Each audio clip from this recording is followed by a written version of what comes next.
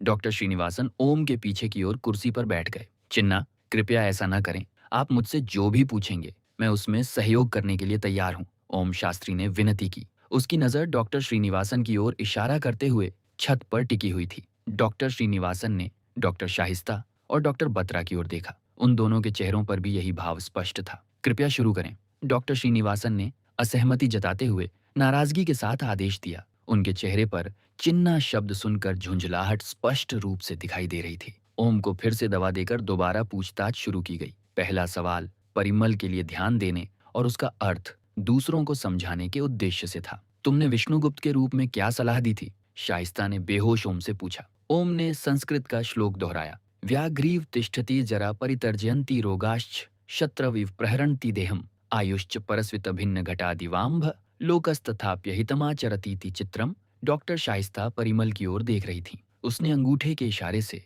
काम हो जाने का संकेत दिया। तुमने विष्णुगुप्त के रूप में किसे सलाह दी थी? चंद्रगुप्त मौर्य को। तुम ओम शास्त्री क्यों बने? अपनी असली पहचान छिपाए रखने के लिए। किससे? इस दुनिया से। तुम्हारी वास्तविक पहचान क्या है? डॉक्टर शाहिस्ता छिपे हुए उत्तर का पता लगाने में सक्षम थी। मेरी सभी पहचानें वास्तविक हैं। शाइस्ता ने इस उत्तर पर मानसिक रूप से गौर किया। मेरी सभी पहचानें वास्तविक हैं। तुम ओम शास्त्री के रूप में वाराणसी में क्या कर रहे थे? खोज? खोज किसकी? सुभाष चंद्र बोस की। सभी सहकर्मियों ने आश्चर्य से एक दूसरे की ओर देखा। शाइस्ता नहीं जानती थीं कि वे आगे क्या पूछें या क्या कहें। ये बहुत अजीब होता जा रहा है, उन्होंने सोचा। आखिर में उन्होंने एक लंबी सांस ली और आगे बोली। सुभाष चंद्र बोस मर चुके हैं। नहीं, वे मरे नहीं हैं। वे बस एक दूसरे नाम के साथ रह रहे हैं। ओम ने दृढ़ता के साथ कहा। तुम ऐसा क्यों सोचते हो कि वे मरे नहीं हैं और किसी दूसरे नाम के साथ जी रहे हैं? मैं ऐसा सोचता नहीं हूँ, मैं जानता हूँ। तुम्हें इस बात पर इतना विश्वास कैसे है? शाइस्ता ने पूछा। क्योंकि मैं उन्हें महाभारत काल से जानता हूँ। शाइस्ता ने आंखें घुमाते हुए सोचा कि इस बात का कोई सिर पैर नहीं है। तुम उन्हें क्यों ढूंढ रहे हो? इस प्रश्न के जवाब ने अभिलाष को हिलाकर रख दिया। क्योंकि वह अश्वत्थामा है। अश्व क्या? शाइस्ता को समझ नहीं आया। अभिलाष अश्वत्थामा का नाम सुनकर उसकी बात गौर से सुनने लगा और शाइस्ता की ओर बढ़ने लगा। अश्वत्थामा? ओम ने दोहराया। उससे पूछिए कि वह किस अश्वत्थामा की बात कर रहा है। अभिलाष ने शाइस्ता के कान में धीरे से कहा। द्रोणाचार्य के पुत्र अश्वत्थामा, जो कृष्ण द्वारा दिए गए शाप से अमर हैं। ओम ने शाइस्ता के कुछ कहने से पहले ही उत्तर दे दिया। डॉक्टर शाइस्ता केवल कृष्ण ही समझ पाई। अभिलाष डॉक्टर बत्रा की ओर मुड़कर बोला। इसकी बातों का कोई मतलब नहीं बन रहा है। शाइस्ता ने पूछा। तुम और किसकी तलाश कर रहे हो? टूटती हुई आवाज में उसने बताया। परशुराम की। इन सब बातों को उन्होंने फिजूल समझते हुए पूछताछ जारी रखी। विष्णुगुप्त एक कोड नेम जैसा प्रतीत होता है। डॉक्टर बत्रा ने गंभीरता से कहा। या हो सकता है कि वह मानसिक रूप से अस्वस्थ हो या दोहरे व्यक्तित्व का मरीज हो अथवा फिर थोड़ा पागल हो, उन्होंने आगे कहा। यह पुनर्जन्म का मामला भी हो सकता है, अभिलाष ने पौराणिक दृष्टिकोण से कहा। डॉक्टर बत्रा ने उसकी बात पर ध्यान नहीं दिया। तुमने ओम नाम से पहले और किन किन नामों का उपयोग किया है? शाइस्ता ने पूछा। गोविंदलाल यादव, भैरव सिंह, सुवर्ण प्रताप रेड्डी, बंकिम चंद्र चक्रवर्ती, गुरशील सिंह खुल्लर, विदुर, ओम शास्त्री, हातिम अली मौलवी, प्रोतीम दास, विष्णुगुप्त, कबीर, सुषेण, जयशंकर प्रसाद, मधुकर राव, अधिरयन। ओम ने रटी हुई कविता की तरह बताया। उसका उच्चारण, लहजा और चेहरे के भाव प्रत्येक नाम के साथ बदल रहे थे। भैरव सिंह, हातिम अली मौलवी, गुरशील सिंह खुल्लर एवं सुवर्ण प्रताप रेड्डी के नाम ताकत और बहादुरी के स्वर में बोले गए थे। बंकिम चंद्र चक्रवर्ती का नाम बंगाली लहजे में बोला गया था, जबकि कबीर और सुषेण के नाम शांति की लहर के साथ बोले गए थे। उस कमरे में हर कोई उसकी स्वाभाविक और त्रुटिहीन प्रतिक्रिया से अचंभित था। यहाँ तक कि सबसे अच्छे अभिनेता भी यह इतने अच्छे ढंग से नहीं कर सकते थे। शाहिस्ता ने तनाव दर्शाते हुए अपना सिर पकड़ लिया। डॉक्टर श्रीनिवासन भी पहली बार हैरान थे। एलएसडी ने ओम द्वारा बोले गए सभी नाम लिख लिए थे। परिमल शाहिस्ता द्वारा लिखे गए नोट्स पढ़ रहा था। परिमल के मन में अचानक कुछ आया और वह डॉक्टर बत्रा के पास गया। इस दौरान ओम अर्धमूर्छित अवस्था में नाम लिए जा रहा था। सर, जब ओम ने विष्णुगुप्त का नाम लिया था, मुझे विश्वास था कि वह 300 ईसा पूर्व के समय की बात कर रहा है, क्योंकि विष्णुगुप्त चाणक्य का असली नाम था और वह चंद्रगुप्त मौर्य का मुख्य सलाहकार था। आप मुझे पागल समझ सकते हैं, लेकिन परिमल ने अपने सामान्य अनिश्चित स्वर में कहा। लेकिन उसे बीच में ही रोकते हुए डॉक्टर बत्रा ने कहा, नहीं परिमल, मैं तुम्हें पागल नहीं समझता, बल्कि यदि यह वास्तव में चाणक्य के बारे में बात कर रहा है तो यह उसी बंदा बहादुर के बारे में भी बात कर रहा था जिसके बारे में मैंने सोचा था किंतु विश्वास नहीं किया। मुझे बंदा बहादुर के बारे में भी कुछ पुष्टि करने की आवश्यकता है। मुझे थोड़ा समय दो। डॉक्टर बत्रा ने फ़ोन पर कॉल करने के लिए क्षमा माँगते हुए कहा। एलएसडी परिमल के पास आई। वह बहुत उत्साहित लग रही थी। मैंने तुम्हारी बातचीत सुन ली थी। 300 ईसा पूर्व, मतलब 2317 साल पहले, है ना? एलएसडी हवा में हिसाब लगाती हुई बोली। क्या यह संभव है कि वह समय में आगे या पीछे जा सकता है? एलएसडी के उत्तेजित अनुमान के कारण मानो उसकी आंखें बाहर आ गई हों। उस विचार ने परिमल को कुपित कर दिया और वह चिढ़कर बोला, वह एक धोखेबाज के अलावा कुछ भी नहीं है। बीजी, सत श्री अकाल। नमस्ते माँ। डॉक्टर बत्रा फोन पर सामान्य से ज्यादा ऊंची आवाज में बात कर रहे थे, क्योंकि उनकी 80 वर्षीय माँ को सुनने में तकलीफ होती थी। डॉक्टर बत्रा की आवाज इतनी ऊंची थी कि सब उन्हें सुन सकते थे, और चूंकि वहां बहुत शांति थी, सभी लोग आसानी से और ध्यान से उनकी बातें सुन रहे थे। यहाँ तक कि एलएसडी ने भी अपना काम रोक दिया, जिससे कीबोर्ड के बटनों की आवाज भी आनी बंद हो गई थी। जिंदा रह पुत्र, वहां जीते रहो पुत्र। दूसरी ओर से एक बूढ़ी आवाज आई, एक गल दस्सो मैनुओ, बंदा बहादुर कौन सी? मुझे एक बात बताओ, ये बंदा बहादुर कौन था? डॉक्टर बत्रा ने पंजाबी में पूछा। पुत्र, बंदा सिंह बहादुर, श्री गुरु गोविंद सिंह जी द जनरल सी। बेटा, बंदा सिंह बहादुर श्री गुरु गोविंद सिंह जी के प्रधान सेनापति थे। एक साथ दो आवाजों में बहुत आदर और सम्मान के साथ जवाब आया। एक आवाज बूढ़ी माँ की थी। जब डॉक्टर बत्रा ने दूसरी आवाज सुनी तो उन्होंने पीछे मुड़कर देखा और तुरंत समझ गए कि वह किसने बोला था। वे ओम को उन सभी सवालों के जवाब देते देखकर चौंक उठे जो वे अपनी माँ से पंजाबी में पूछ रहे थे, क्योंकि ओम उनका जवाब अर्धमूर्छित अवस्था में ऐसे दे रहा था जैसे सवाल उससे किए गए हों। यह असाधारण था। डॉक्टर बत्रा के पैर डगमगा रहे थे, क्योंकि जो कुछ भी हो रहा था उसकी व्याख्या करने में वे विफल थे। वे पहले से ही बहुत कष्ट में थे और जल्द से जल्द इस जंजाल से बाहर निकलना चाहते थे। उन्ना दा इंतकाल किस तरह होयासी, उनकी मौत कैसे हुई थी? डॉक्टर बत्रा ने अपनी माँ से फोन पर धीरे से पूछा, लेकिन उनकी नजर ओम पर ही टिकी रही। उन्ना नु मुगल बादशाह फर्रुखसियर ने मरवाया सी। उन्हें मुगल बादशाह फर्रुखसियर द्वारा मरवाया गया था। उनके फोन से और उनके पीछे से एक साथ आवाज आई। इससे डॉक्टर बत्रा हैरान रह गए और उन्होंने अपनी बातचीत को दूर से जारी रखने का फैसला किया, जहां से उन्हें सुना न जा सके। वे कमरे से बाहर चले गए। कमरे में सभी लोग हैरान थे। वे इस बात की पुष्टि कर सकते थे कि वह प्राचीन काल की बात कर रहा था और सभी सवालों के जवाब उसी भाषा में दे रहा था जिसमें वे पूछे जा रहे थे, पंजाबी। लेकिन कोई नहीं जानता था कि क्यों। वहां की शांति भंग करते हुए वीरभद्र अंदर आया। वह हाँफ रहा था, जिससे पता लग रहा था कि वह भागते हुए आया था। उसने एक बार ओम शास्त्री को देखा और लंबे लंबे कदम रखता हुआ अंदर बढ़ता गया। अहमियंदी, क्या हुआ? डॉक्टर श्रीनिवासन ने तेलुगु में पूछा। वीरभद्र के हाव भाव देखकर उन्हें सबको बातचीत में शामिल करना ठीक नहीं लगा। वर्षम पड़तोंदी, बारिश हो रही है, भयभीत वीरभद्र ने जवाब दिया। आयते मैं तो क्या हुआ? डॉक्टर श्रीनिवासन ओम शास्त्री को लेकर पहले ही बहुत परेशान थे। उन्हें किसी नए नाटक की आवश्यकता नहीं थी। अतनी की घंटल कृतम एला तेलुसिंदी, उसे घंटों पहले ही यह बात कैसे पता थी?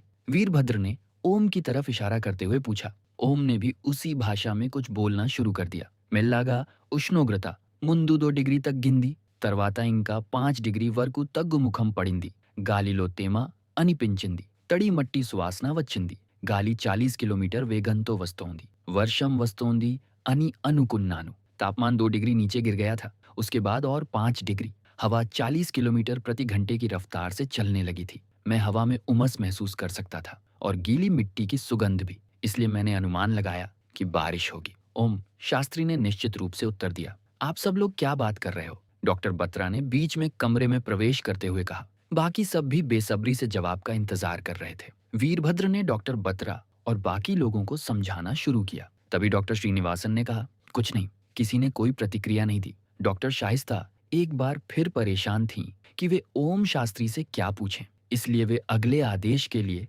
अपने बॉस की ओर देख रही थीं। 1 घंटा पूरा होने को आया था और जैसा कि डॉक्टर बत्रा को उम्मीद थी, ओम शास्त्री ने फिर से होश में आने के संकेत दिए। सेशन खत्म हो चुका था। शाम होने वाली थी। कुछ भी योजना के अनुसार नहीं हुआ था और उनके पुराने सवालों की जगह अब नए सवाल खड़े हो गए थे। इनमें से अधिकतर सवालों के जवाब उन लोगों के पास थे जो जानबूझकर उन्हें छिपा रहे थे। हमें बात करने की जरूरत है, डॉक्टर बत्रा ने डॉक्टर शाहिस्ता से कहा। हम सबको बात करने की जरूरत है, डॉक्टर शाहिस्ता ने थक हार कर कहा। ओम शास्त्री फिर से होश में आ गया था। उसके चेहरे पर उदासी का भाव था, क्योंकि उसे एहसास हो चुका था कि उसे उसके कुछ और रहस्यों का खुलासा हो गया था। डॉक्टर श्रीनिवासन छोटे अंतराल की घोषणा करते हुए कमरे से बाहर निकल गए। डॉक्टर बत्रा ने डॉक्टर शाइस्ता को दरवाजे के पास बुलाते हुए कहा, आप मुझसे लॉबी के आखिरी छोर पर मिलिए। मुझे लगता है हम सबको मिलना चाहिए। शाइस्ता ने उसी आशंका के साथ जवाब दिया। एलएसडी एकदम से आकर बोली, सर मुझे कुछ मिला है। यहाँ नहीं, हमारे साथ आओ।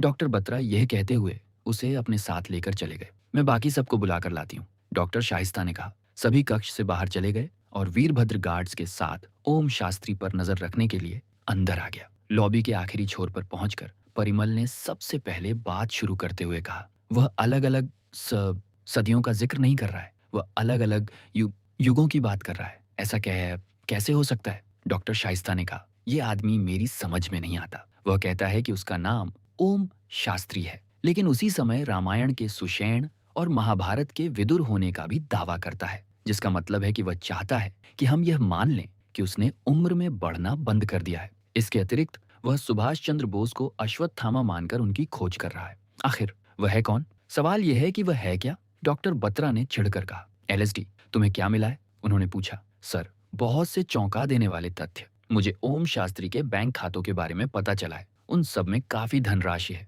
और वे सब देश के अलग अलग राज्यों में हैं। हम और? डॉक्टर बत्रा ने पूछा। पहचान के तौर पर सभी खातों पर उसकी फोटो है। मैंने उसकी फोटो का इस्तेमाल उसके द्वारा बताए गए सभी नामों के विषय में जानकारी ढूंढने के लिए किया। मुझे पता चला कि प्रोतीम दास के पास एक वैध ऑल इंडिया ड्राइविंग लाइसेंस है। गोविंदलाल यादव के नाम से एक मतदाता पहचान पत्र है। बंकिम चंद्र चक्रवर्ती के नाम पर पासपोर्ट है। मधुकर राव के पास डीएसपी के लगभग 70 साल पुराने कई बॉन्ड और शेयर हैं। ये वही दिन था जब डीएसपी को कानूनी रूप से मान्यता दी गई थी और उसके शेयरों की प्रारंभिक सार्वजनिक पेशकश आईपीओ जारी की गई थी। वे शेयर मधुकर राव के पिता वेंकट रमन्ना राव द्वारा खरीदे गए थे। वेंकट रमन्ना राव के मौजूदा खातों पर भी ओम शास्त्री की फोटो है। ओम शास्त्री की उम्र 40 साल है और मधुकर राव के पिता की मृत्यु भी सरकारी रिकॉर्ड के अनुसार 40 वर्ष की उम्र में हुई थी। मैंने उसके द्वारा बताए गए सभी नामों की पिता संबंधी जानकारी भी देखी है। अलग अलग नाम,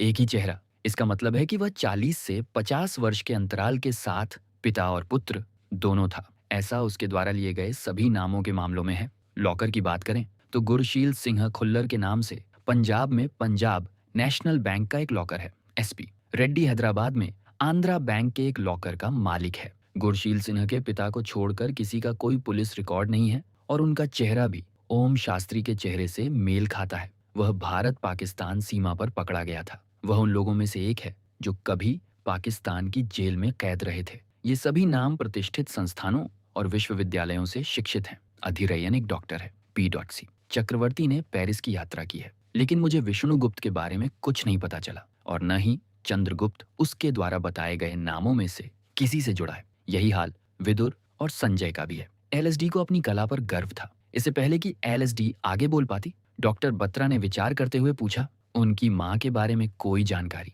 जब वे बहुत छोटे थे तब उनकी माताओं की मृत्यु हो गई थी। उनकी कोई तस्वीर नहीं मिल सकी। इन सभी नामों वाले लोगों का पालन पोषण केवल उनके पिता ने किया है। यह एक संयोग नहीं हो सकता, डॉक्टर शाइस्ता ने कहा। उसने कहा था कि उसकी सभी पहचानें वास्तविक हैं। शाइस्ता ने विचार किया। क्या तुम्हें सुभाष चंद्र बोस और इन सभी लोगों के बीच कोई संबंध मिला? डॉक्टर बत्रा ने पूछा। थोड़ा बहुत, जैसे कुछ अजीब वास्तविक तथ्य जिनका दावा कुछ लोगों द्वारा सुभाष चंद्र बोस के संबंध में किया जाता है। एलएसडी ने खुलासा किया। यही कि उनकी एक विमान दुर्घटना में मौत नहीं हुई थी। ये सबको पता है? परिमल ने हकलाते हुए पूछा। उसकी आंखों में चिंता साफ दिखाई दे रही थी। हाँ, लेकिन इसके अलावा भी मुझे एक बहुत अजीब चीज का पता चला है। सुभाष चंद्र बोस की मृत्यु 5 बार 5 अलग अलग नामों के साथ भारत के 5 अलग अलग शहरों में हुई है। एलएसडी ऐसे बोली जैसे वह एक बड़े रहस्य का खुलासा कर रही हो। क्या? सभी एक साथ चिल्लाए। ये तो होना ही था। संसार से बाहर की हर वस्तु इस आदमी से जुड़ी हुई है, डॉक्टर बत्रा ने व्यंग्य करते हुए कहा। एलएसडी डॉक्टर बत्रा के मजाक पर मुस्कुराते हुए आगे बोली। सुभाष चंद्र बोस का जन्म 23 जनवरी 1897 को हुआ था। वे एक भारतीय राष्ट्रवादी थे जिनकी स्वतंत्रता आंदोलन में देशभक्ति ने उन्हें भारत का नायक बना दिया था। लेकिन द्वितीय विश्व युद्ध के दौरान भारत को अंग्रेजी हुकूमत से आजाद कराने के प्रयास में उन्होंने नाजी जर्मनी और साम्राज्यवादी जापान से सहायता ली, जिसने उनके पीछे एक उलझन भरी विरासत छोड़ दी। माननीय नेताजी 1920 और 1930 के दशक में इंडियन नेशनल कांग्रेस के नेता थे और वे 1938 एवं 1939 में कांग्रेस के अध्यक्ष बने। लेकिन महात्मा गांधी और कांग्रेस के उच्च अधिकारियों से मतभेद के कारण उन्हें कांग्रेस के नेतृत्व से निष्कासित कर दिया गया था। सन 1940 में भारत से बाहर जाने से पहले उन्हें अंग्रेजों द्वारा घर में नजरबंद रखा गया था। माना जाता है कि सुभाष चंद्र बोस की मृत्यु अगस्त 1945 में ताइहोकू फॉर्मोसा, जिसे अब ताइपेई ताइवान कहा जाता है, में एक विमान दुर्घटना में हुई थी। कई बुद्धिजीवियों की राय में सुभाष चंद्र बोस की मृत्यु 3rd डिग्री बर्न्स के कारण हुई थी, लेकिन उनके कई समर्थकों ने विशेष रूप से बंगाल में उनकी मृत्यु के तथ्य या परिस्थितियों को मानने से इनकार कर दिया था और तब से इनकार ही करते आ रहे हैं। उनकी मृत्यु के कुछ घंटों बाद ही षड्यंत्र से जुड़ी कहानियां सामने आने लगी, जिनमें से कुछ आज भी प्रचलित हैं। इनमें बोस से संबंधित कई भयंकर काल्पनिक बातें भी शामिल हैं। बोस के जीवित होने की कथाएं वर्ष 1945 में ही काफी प्रचलित हो गई थीं, जब उन्हें दिल्ली में देखे जाने का दावा किया गया था और माना जाता है कि उन्हें लाल किले में मार दिया गया था। लेकिन 15 साल बाद सन 1960 में पेरिस में ली गई एक तस्वीर में भी उन्हें देखा गया था। ओम का एक नाम बंकिम चंद्र चक्रवर्ती भी था, जो सन 1964 में पेरिस में सुभाष चंद्र बोस की खोज करने गया था। सन 1964 में 27 मई को सुभाष चंद्र बोस को भारत के पहले प्रधानमंत्री जवाहरलाल नेहरू के अंतिम संस्कार के समय भी देखे जाने का दावा किया गया था। सन 1977 में एक बार फिर यह दावा किया गया कि वे मध्य प्रदेश के शिवपुकलम में एक संत का जीवन व्यतीत कर रहे थे और वहीं उनकी मृत्यु हुई तथा उनका अंतिम संस्कार कर दिया गया था। इन सभी रहस्यमय कहानियों के बाद गुमनामी बाबा की कहानी ने जन्म लिया। वे अपने समर्थकों से पर्दे के पीछे से ही बात करते थे। उत्तर प्रदेश के फैजाबाद में गुमनामी बाबा के विश्वास पात्रों ने किसी तरह उनके 1944 में जर्मनी जाने का खुलासा किया था। उसी साल और उसी समय जब सुभाष चंद्र बोस जर्मनी में एडोल्फ हिटलर से मिले थे, उनके विश्वास पात्रों ने यह भी बताया था कि वे पेरिस की सुंदरता का गुणगान करते नहीं थकते थे। ऐसा कोई रिकॉर्ड नहीं है जो गुमनामी बाबा के पेरिस जाने की पुष्टि कर सके, लेकिन सुभाष चंद्र बोस अवश्य ही वहां गए थे। गुमनामी बाबा के निजी मित्रों ने यह भी बताया था कि वे जब भी अपने सुभाष चंद्र बोस होने की खबर सुनते, तुरंत ही अपना रहने का स्थान बदल लेते थे। माना जाता है कि उन्होंने 16 सितंबर 1985 को देह त्याग किया था। लेकिन दिलचस्प बात इस तारीख में नहीं बल्कि उनकी जन्म तिथि में है, जो संयोग से 23 जनवरी 1897 है, वही दिन जब सुभाष चंद्र बोस का जन्म हुआ था। यह कहने की आवश्यकता नहीं है कि ओम शास्त्री का मानना है कि सुभाष चंद्र बोस अभी भी जीवित हैं, और इतना ही नहीं, वह उन्हें ढूंढ भी रहा है। एलएसडी ने जो कुछ भी जानकारी जुटाई थी वह सब बता दी। कुछ पल के लिए सब शांत रहे। सारे टुकड़ों को जोड़ते हुए वे समझने की कोशिश कर रहे थे, लेकिन कुछ भी समझ में नहीं आया। कुछ देर बाद डॉक्टर बत्रा ने कहा, परिमल, उस श्लोक का क्या मतलब था? परिमल ने विनम्रता के साथ हकलाते हुए जवाब दिया, बुढ़ापा मनुष्य को बाघ की तरह डराता है। बीमारियां शरीर पर शत्रु की तरह वार करती हैं। जीवन फूटे हुए मटके से पानी की तरह निरंतर टपकता रहता है। फिर भी लोग दूसरों को नुकसान पहुंचाने के बारे में सोचते हैं। वे अपने क्षणभंगुर होने का एहसास नहीं करते। ये वास्तव में आश्चर्य का विषय है। यही उस श्लोक का सटीक अर्थ है। हम में से कोई नहीं जानता कि इस पूछताछ से हम किस दिशा में जा रहे हैं, लेकिन एक व्यक्ति है जिसके पास हमारे सारे सवालों के जवाब हैं, और समय आ गया है कि हमें पता चले कि हम यहाँ किस उद्देश्य से आए हैं। मैं डॉक्टर श्रीनिवासन के पास जा रहा हूँ। या तो मैं जवाब लेकर वापस आऊंगा या इस जगह को अभी के अभी छोड़कर चला जाऊंगा। क्या कोई मेरा साथ देगा? डॉक्टर बत्रा ने पूछा।